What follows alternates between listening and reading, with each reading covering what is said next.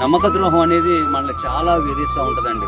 నమ్మక ద్రోహం చేసే వాళ్ళు ఏం చేస్తారో తెలుసా అండి, మరి మనతో పాటే ఉంటారు, మనల్ని ప్రేమిస్తున్నట్టుగా మనకు వెల్విషర్స్ గానే వాళ్ళు కొనసాగించబడతా ఉంటారు.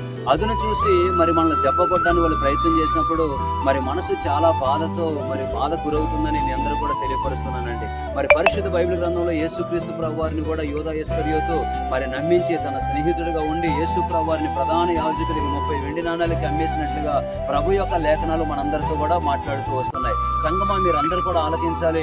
మరి ఒక దైవజనుడు, నాకు తెలిసిన ఒక దైవజనుడు ఉన్నారండి. మరి ఆయన సంఘం ఉన్నటువంటి సంఘ పెద్ద పాస్టర్ గారు పలానా స్థలం మన మందిరానికి చాలా బాగుంటుందని చెప్పి ఆ గొడవల్లో కొట్లాట్లో ఉన్నటువంటి ఆ యొక్క స్థలాన్ని మరి ఆ పాస్టర్ గారికి కొనిపించారండి. కొనిపించిన తర్వాత మరి పాస్టర్ గారు వీళ్ళు అక్కడ మందిరం కడదామని వెళ్ళేసరికల్లా ఆ చుట్టుపక్కల ఉన్నటువంటి వాళ్ళందరూ కూడా పాస్టర్ గారి మీద మరి ఎగనెస్ట్ గా వాళ్ళు తిరుగుబాటు చేశారు. ఇక్కడ మందిరం కట్టడానికి వీల్లేదు, ఇక్కడ ఎవరు మీకు అమ్మారని చెప్పి.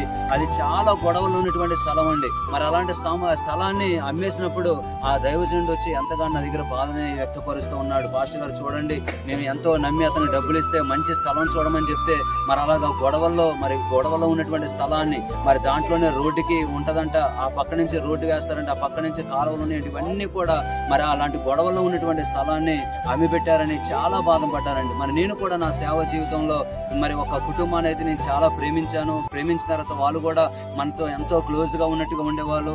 అయితే అలాంటి వాళ్ళే మరి సడన్ గా ఉన్నట్టుగా ఉండి మన మీద తిరుగుబాటు చేసి మరి చిటికి వేసి సవాలు వీస్తారు, మీ సేవ లేకుండా చేస్తామని.